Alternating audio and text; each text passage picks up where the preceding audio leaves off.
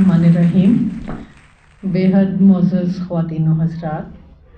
آج یوم اقبال 9 نومبر کے حوالے سے پورے پاکستان کے اندر خراج تحسین کے پروگرام پیش کیے جا رہے ہیں اور پاکستان و بر صغیر کے سپوت کے لیے جتنی بھی خراج تحسین کی محفلیں ہیں وہ کم پڑ جاتی ہیں اس کلام کے سامنے جو الہامی لگتا ہے، جو اللہ تعالیٰ کی مہربانی،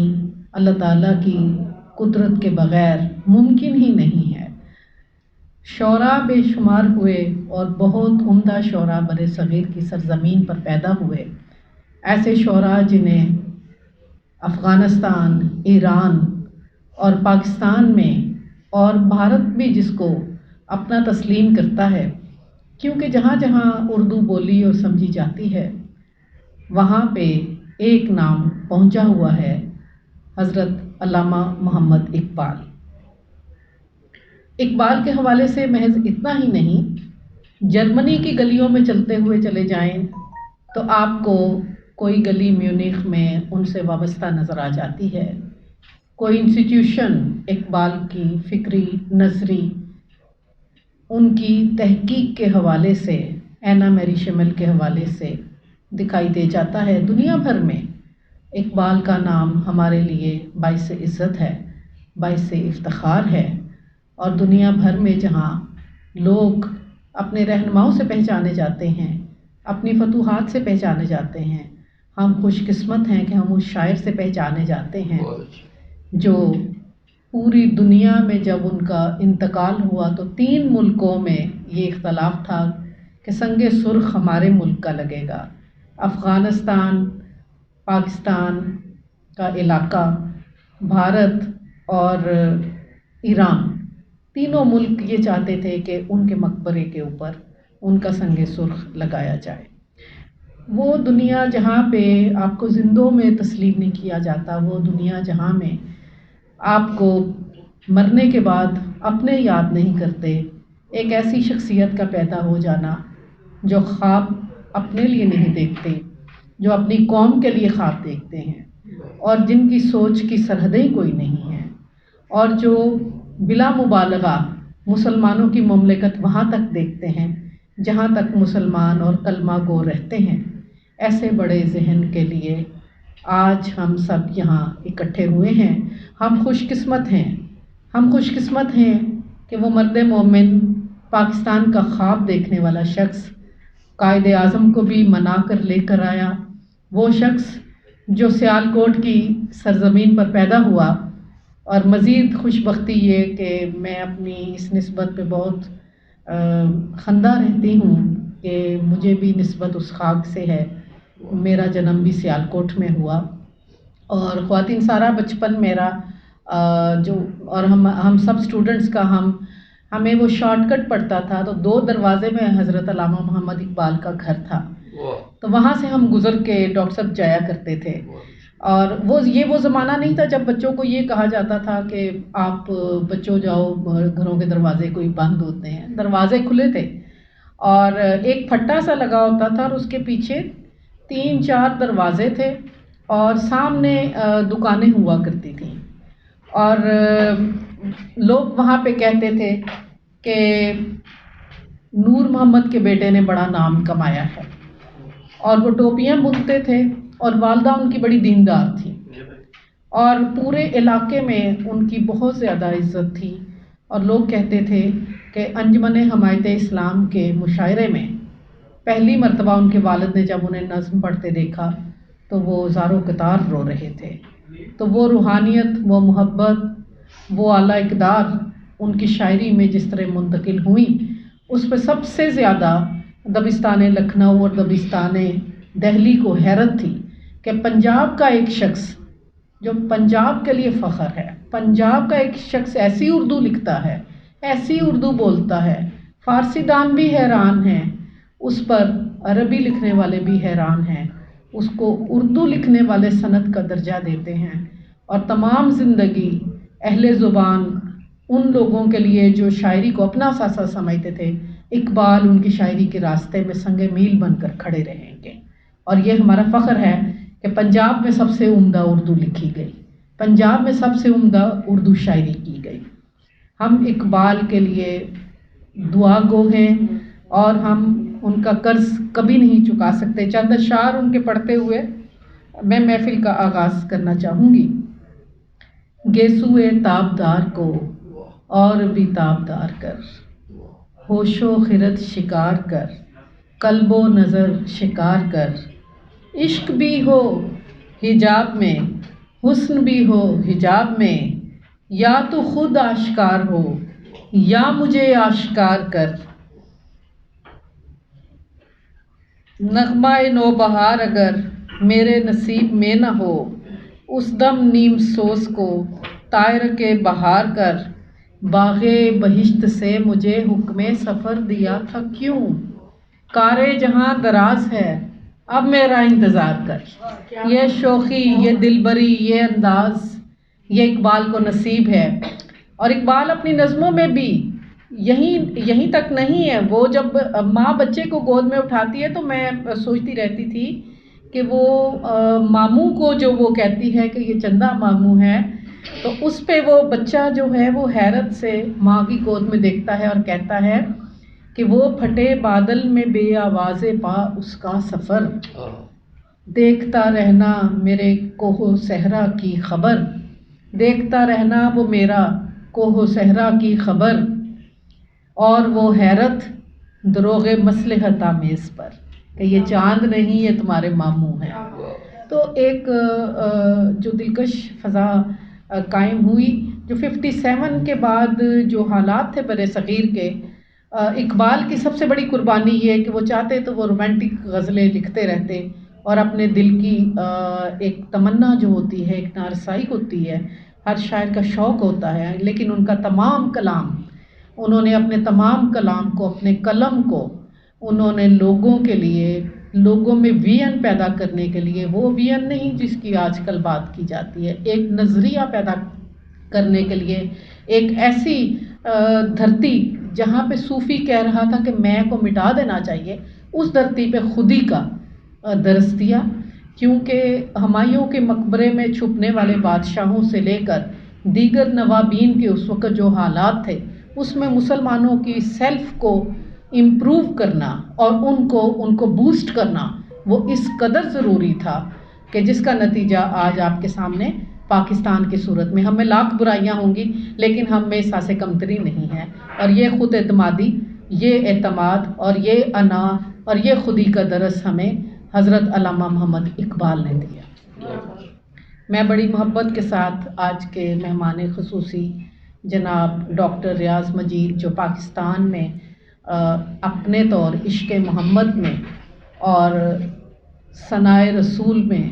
اور جہاں بھی نام لیا جاتا ہے نعت کی محفل کا، وہاں اور غزل کی میدان میں جو ان کے دلکش اور مشہور اشعار ہیں، آپ کا فیصل آباد کا اتنا بھرپور نام روشن کیا ہے کہ پورے پاکستان میں یہ نام چمک رہا ہے۔ ہم ڈاکٹر ریاض مجید صاحب کے بہت شکر گزار ہیں کہ وہ یوم اقبال کے موقع پر یہاں پہ تشریف لائے ہیں اور آج وہ علامہ اقبال کے حوالے سے بات کریں گے۔ اس سے قبل ہمارے پاس جناب عبدالستار صاحب تشریف فرما ہیں۔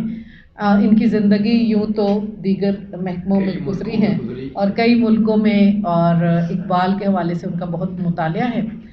اور میں چاہوں گی کہ سب سے پہلے عبدالستار صاحب سے ہم درخواست کرتے ہیں کہ وہ یوم اقبال کے حوالے سے حضرت علامہ محمد اقبال کے حوالے سے گفتگو فرمائیں۔ ڈاکٹر ریاض مجید صاحب اور سامعین محترم خواتین و حضرات، بالخصوص محترمہ صوفی بیدار صاحب، آج ہم ایک ایسی عظیم الشان شخصیت کے بارے میں بات کرنے کے لیے یہاں جمع ہیں کہ جنہوں نے 143 سال قبل، یعنی کم و بیش 150 سال قبل، بر صغیر کی سرزمین پہ جنم لیا، اور انہوں نے صرف فکر و ادب کے گوشوں کو ہی جلا نہیں بخشی، بلکہ انسانیت، عالم انسانیت کے بے شمار دوسرے ایسے ایونیوز ہیں کہ جن کو انہوں نے باقاعدہ فروغ بخشا اور جن میں انہوں نے بالکل چینج کر دیا جو لوگوں کے تصورات تھے. آپ کو پتہ ہے کہ آپ پوری اردو شاعری کی تاریخ پڑھیں تو اردو اور فارسی شاعری میں رومانویت تھی، وہ ساری باتیں تھیں کہ صنف مخالف کے بارے میں میر کو پڑھیں، غالب کو پڑھیں، لوگوں نے بڑا کام کیا، سارے قابل احترام لوگ ہیں. لیکن ایک شاعری کو جو تصور اقبال نے دیا اٹ واز انٹائرلی ڈفرینٹ، بالکل مختلف قسم کی ایک چیز تھی. اور ہم اگر اپنے بچوں کو یہ باور کرانے میں اور یہ بتانے میں کامیاب ہو جائیں کہ اقبال کیا تھے، وہ کیا چاہتے تھے، تو یہ ملک بدل جائے، یہ معاشرہ بدل جائے. اقبال خود اس بات کو ان کو بڑا احساس تھا. اقبال عاشق رسول تھے، رسول اللہ صلی اللہ علیہ وسلم کے نام میں مبارک پہ زار و قطار ہونا شروع کر دیتے تھے. تو وہ خود نبی صلی اللہ علیہ وسلم کے سامنے شکایت کرتے ہیں اس بات کی کہ لوگ میرے پیغام کو سمجھنے کی بجائے، میرے میسج کو سمجھنے کی بجائے لوگ مجھے شاعر سمجھ رہے ہیں اور میرے لیے وہ خراج تحسین پیش کرتے ہیں، میری غزلیں گاتے ہیں اور وہ کوئی دف پہ جا کے میری غزل کو گانا چاہتے ہیں. لہذا اقبال یہ کہتے ہیں، یہ شکایت خود رسول اللہ صلی اللہ علیہ وسلم سے کی. مانا میر امم دادست خواہم، کیا امتوں کے امام، اے اللہ کے رسول صلی اللہ علیہ وسلم، میں آپ سے شکایت کرتا ہوں، میں اپنا مقدمہ آپ کے سامنے پیش کرتا ہوں اور آپ سے انصاف کا طلبگار ہوں. مانا میر امم دادست خواہم مارا یارہ غزل خان شمردن، کہ یار لوگوں نے مجھے غزل خان سمجھ لیا، مجھے سمجھتے میں شاعر ہوں اور میں اس لیے شعر لکھتا ہوں کہ تم اس سے لطف اٹھاؤ اور غزلیں پڑھو اور غزلیں گاؤ. میں تو اس لیے لکھتا ہوں کہ تاکہ میں دیکھتا ہوں کہ یہ جو نوجوان جو ہے، مسلمان نوجوان، یہ اپنی راہ سے ہٹ گیا ہے، تو میں چاہتا ہوں کہ دوبارہ اس کو کھینچ کے دوبارہ میں اس کو اس اصل راستے پہ لے آؤں کہ تاکہ یہ اپنے سبق کو یاد کر لے. یہ جس کام کے لیے دنیا میں اس کو بھیجا گیا ہے، جو اس کی ڈیوٹی ہے، جو اس کی اسائنمنٹ ہے، یہ اس کو پورا کرنے کی کوشش کرے. اور میں اس کا بھولا ہوا سبق اسے یاد کرنا چاہتا ہوں. یہ تھے اقبال، جس کو آج پھر ہم نے وہی کام کرنا شروع کر دیے. ہم اقبال کو خراج تحسین تو پیش کرتے ہیں، ضرور کرنا چاہیے. ہم اقبال کی غزلیں پڑھتے ہیں اور گاتے ہیں، ضرور پڑھنی اور گانی چاہیے. لیکن اس سے کہیں زیادہ بڑا کام جو ہے، اگر ہم اس کو بھول کے تو صرف یہی کام کرے تو یہ ایک زیادتی ہوگی اقبال کے ساتھ. جو خود اقبال نے شکایت اور رسول اللہ صلی اللہ علیہ وسلم سے شکایت کی کہ میرے مقدمے کا فیصلہ کیجیے، یہ لوگوں نے مجھے کیا بنا رکھا ہے، مجھے شاعر بنا رکھا ہے. تو عزیزان گرامی قدر، اقبال نے اتنا کام کیا 7,000 سے زیادہ اقبال کے اشعار ہیں، جن میں سے 4,000 سے زیادہ فارسی میں ہیں اور 3,000 سے زیادہ اردو میں. اور کیا کمال کی اردو لکھی ہے، کیا کمال کی فارسی لکھی ہے. ڈاکٹر علی شریعتی جو جدید ایران کے بانی ہیں، وہ خود لکھتے ہیں کہ میرے پاس لوگ آئے ایرانی، انہوں نے کہا جتنے آپ کے ہاں بڑے بڑے مقابر ہیں، حضرت امام حسین رضی اللہ عنہ کے، حضرت علی رضی اللہ عنہ کے، دوسری بڑی بڑی جگہ ہیں، مساجد ہیں، آپ نے ہر جگہ اقبال کی فارسی لکھی ہے، اقبال کی شاعری لکھی ہے. تو وہ اقبال تو جو تھا ہی ایرانی تھا ہی نہیں سرے سے، وہ تو ہندوستان کا رہنے والا تھا. تو اب آپ اپنے ہمارے ہاں سعدی گزرے ہیں، حافظ گزرے ہیں، دوسرے اتنے بڑے رومی گزرے ہیں، اب ان کی کون لگاتے. تو ڈاکٹر علی شریعتی کہتے ہیں کہ میں نے کہا آپ مجھے کسی ایک فارسی شاعر کا کوئی ایک شعر مجھے لا دیں، کوئی اقبال کے مقابلے کا ہو، تو میں وہ یہ مٹا دیتا ہوں، اس کو لگا دیتا ہوں. کوئی آدمی کچھ نہیں کر سکتا. اقبال ایک بہت بڑا احساس ہے ہمارا. لیکن میں جو آج کی اس تقریب کے حوالے سے جو اتنی طویل نہیں ہے، اور میں اس کو طوالت دینا بھی نہیں چاہتا، اس کے حوالے سے میں صرف اپنی بہن محترمہ سروش بیدار صاحب کو صرف یہ گزارش کروں گا، کیونکہ وہ اس پروگرام کو شیئر کر رہی ہیں، کہ اقبال کا پیغام عام کرنے کی ضرورت ہے. اقبال کو پڑھنا ساری اس کو یعنی گانے کی شکل میں یا ریسیٹیشن آف کلام ضرور اچھی بات ہے، ضرور کرنا چاہیے، ادروائز بچے بھول ہی جائیں گے. لیکن زور کس پہ دینا کہ اقبال کیا نہ کہہ جاتے ہیں،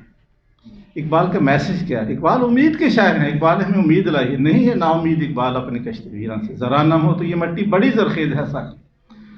اور اقبال نے جگہ جگہ کہا ہے کہ یہ امید کو چھوڑ دینا، یقین کو چھوڑ دینا، غلامی سے بدتر ہے بے یقینی. غلامی بھی بڑی بدتر ہے، لیکن اس سے زیادہ بدتر چیز ہے کہ آدمی جو ہے امید کا دامن ہاتھ سے چھوڑ دے.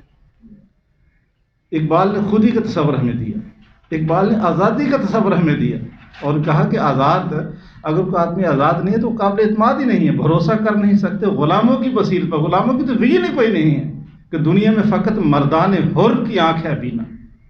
اقبال نے ہمیں کتنے سارے سبق دیے، آزادی کا سبق دیا، خودی کا سبق دیا، تعلیم کا سبق دیا، اور اتنے زیادہ اسباق ہمیں اقبال نے سکھائے. وہ بچوں کو بتانے کی ضرورت ہے کہ یہ دیکھیے اقبال کیا کہہ رہے تھے. اس زمانے میں اقبال نے غلام اور آزاد کا مقابلہ کیا اور یہ بتایا کہ آزاد کی رگ سخت ہے مانند رگے سنگ، محکوم کی رگ نرم ہے مانند رگے تاک، انگور کی بیل جیسے ہوتی ہے۔ محکوم کا دل مردہ و افسردہ و نومید، آزاد کا دل زندہ و پرسوز و طربناک۔ آزاد کی دولت دل روشن نفس گرم، محکوم کا سرمایہ فقط دیدہ نمناک۔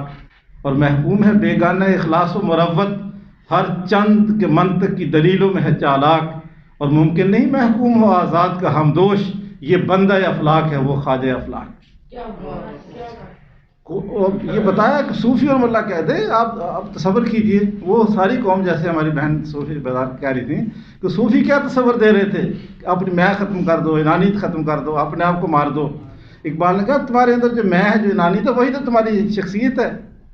جو خودی ہے۔ اقبال نے خودی بھی اتنا کہ 2 کتابیں لکھ دی کہ رموز خودی کیا ہے، اسرار خودی کیا ہے، رموز بے خودی کیا ہے، اور بہت ساری عمر لکھتے رہے۔ تو یہ چیزیں بچوں کو بتانے کی ضرورت ہے کہ اقبال نے آپ کو آزادی کا درس دیا ہے، اپنی زبان کے ساتھ محبت کرنے کا درس دیا ہے۔ ہم 2-4 لفظ انگریزی کے پڑھ کے اپنے بچوں کو پڑھا کے تو یہ سمجھتے ہیں کہ ہم بڑا تیر مار رہے ہیں، ہم اپنے بچوں کو غلام بنا رہے ہیں۔ ہمارے یہ بچے جہاں یہ نہ ان کو اردو آتی ہے نہ انگریزی آتی ہے، یہ اردو لکھتے ہیں تو انگریزی میں لکھتے ہیں ABC میں۔ یہ ہمارے لیے ایک تباہی کا پیش خم ہے۔ ان بچوں کو اردو سکھائیں، اردو میں فخر کرنا سیکھیں۔ دنیا کی 500 زبانیں جو بولنے والے لوگ ہیں ان میں سے سوائے پاکستانی اردو والوں کے کوئی ایک زبان کے بولنے والے ایسے نہیں ہیں کہ جنہوں نے اپنی زبان کے علاوہ دوسری زبان میں پڑھا اور ترقی کی ہو۔ چائنا کو دیکھ لیجیے، ان سارے ملکوں ہم رہے ہیں، چائنا ہے، جاپان ہے، اور یورپ کے بے شمار ممالک ہیں۔ لوگ فخر کرتے ہیں اپنی زبان پہ، جو جانتے ہیں، فرانس ہے، جرمنی ہے، بہت سارے ممالک ہیں جو جانتے بھی ہیں انگریزی کو، کہتے ہیں چھوڑے اس کو، ہماری اپنی زبان نہیں ہے۔ جوان لائن نے کہا کہ چین گونگا نہیں ہے، میں جانتا ہوں انگریزی لیکن میں نہیں بولتا۔ اچھا، تو ہم لوگ اتنے غلام ہیں، ایک آدمی منہ ٹیڑھا کر کے تھوڑی سی انگریزی بولے ہم کہتے ہیں کیا بات ہے، بڑا پڑھا لکھا بندہ ہے، اس نے تو ٹائی بھی لگائی ہے، اس نے فلاں بھی کام کیا۔ بھائی اپنے آپ پہ فخر کرنا سیکھو، آپ بڑے لوگ ہیں۔ علامہ اقبال تو وہ شخص ہیں کہ جب یہ مدراس اور علی گڑھ جا رہے تھے لیکچر دینے کے لیے، جن لیکچر پر مشتمل بڑی معروف کتاب چھپی ہے کہ lectures on reconstruction of religious thoughts in Islam, تو حجاب امتیاز علی تاج جو بڑی عورت تھی پاکستان میں، بڑی افسانہ نگار، امتیاز علی تاج کی بیگم بعد میں بنی، اس وقت یہ اس کی کانوینٹ کی 9ویں 10ویں جماعت کی بچی تھی، بڑے خاندان سے تعلق رکھتی تھی۔ تو وہ کہتی کہ میں اور میرے ابو ہم آئے اقبال کو ریسیو کرنے کے لیے، ہزارہا لوگ آئے ہوئے تھے، اور دہلی انہوں نے اترنا تھا، لاہور سے چلے تھے، دہلی سے 15-20 اسٹیشن پہلے ہی لوگ چاہتے تاکہ جگہ مل جائے کسی چھوٹے اسٹیشن پہ دیکھنے کے لیے۔ تو ہم بھی دہلی سے 4-5 اسٹیشن پہلے کسی چھوٹے اسٹیشن میں گئے، ہم فرسٹ کلاس میں تلاش کرتے، پتہ چلا وہ 3rd کلاس میں بیٹھے ہوئے، اور جب وہ دیکھا ان کو تو لباس بھی بڑا عام سا پہنا ہو، بالکل سادہ سا چپل اور سادہ سا لباس۔ تو میں نے اپنے ابو سے کہا کہ ابو، وہ تو انگریزی تہذیب کی دلدارہ تھی، ان کا خاندان ایسا تھا کہ ابو یہ کیسے آدمی ہیں، ہم سنتے ہیں کہ دنیا میں تہلکہ مچا دیا، یورپ ان کو سلام کرتا ہے، جرمنی، فرانس اور اٹلی اور پتہ نہیں کون کون سے ممالک جو ہیں وہاں انہوں نے اپنے لوہا منوا لی ہے، بر صغیر میں ان کا کوئی ان کے مقابلے کو کوئی فرد نہیں ہے۔ اتنے سادہ زمانے 3rd کلاس سے بیٹھے ہوئے، کیا پڑھنے، کیا کریں گے؟ اقبال نے ہمیں پاس بلا لیا کہ بیٹے آپ میرے پاس بیٹھے، کہاں پڑھتے ہیں آپ؟ تو پھر ہم دہلی تک سفر کیا ان کے ڈبے میں۔ تو کہنے لگے کہ وہ جو تھوڑی دیر کی 20-25 منٹ کی جو گفتگو ہے اس نے میری آنکھیں کھول دی، مجھے پتہ چلا کہ علم کیا ہوتا ہے، وزڈم کیا ہوتی ہے، عقل کیا ہوتا ہے، ریپازٹری آف نالج کیا ہوتا ہے۔ ہم تو اس دن ہمیں پتہ چلا کہ علم جسے ہم کہتے ہیں وہ تو یہ چیز ہے۔ تو عزیزان گرامی قدر، ہم اقبال نے یہی ہمیں سکھانے کی کوشش کی کہ اپنی تہذیبی برتری جو ہے، آپ تو اس علمبردار ہیں اس تہذیب کے اور اس نبی کی امت ہونے کے دعوے دار ہیں کہ جنہوں نے دنیا کو پاؤں پہ چلنا سکھا دیا، جنہوں نے تہذیب بنا کے سکھا دی، اور وہ تہذیب اگر ہم نافذ کر سکیں تو دنیا کی کوئی قوم ایسی نہیں جو آپ کا مقابلہ کر سکے۔ ہمیں کسی کے نیچے وہ کرنے کی کیا ضرورت ہے کہ ہم کسی کو سمجھے کہ وہ ہمارے مقابلے میں زیادہ برتر ہے اور اپنے آپ پہ ہم فخر کرنا چھوڑ دیں، یہ ہمیں زیب نہیں دے گا۔ تو میرا آج کا پیغام میں صرف اتنا کہتا ہوں، اقبال کے میسج کو ہم کریں، میسج کہ وہ کہنا کیا چاہتے تھے، ہم سے کیا توقع رکھتے تھے، نوجوانوں سے کیا چاہتے تھے۔ اگر ہم اس میں کامیاب ہو گئے تو واللہ ہم بہت بڑی خدمت کریں گے اقبال کے حوالے سے، اقبال کے کلام کے حوالے سے، بجائے اس کے کہ ہم صرف اقبال کو پڑھ کے اور خاموش ہو جائیں اور واہ واہ کریں۔ وہ ساری بات اپنی جگہ بجا ہے، لیکن اس سے کروڑوں گنا زیادہ ہم چیز یہ ہے کہ ہم لوگوں کو بتائیں کہ اقبال نے یہ کہنے کا مطلب کیا ہے۔ اردو میں کیا کہا، فارسی میں کیا کہا ہے، اور لوگوں کو، بچوں کو یہ کہیں کہ آپ اس کے مطابق اپنے آپ کو ڈھالنے کی کوشش کریں۔ اللہ ہمارا حامی و ناصر۔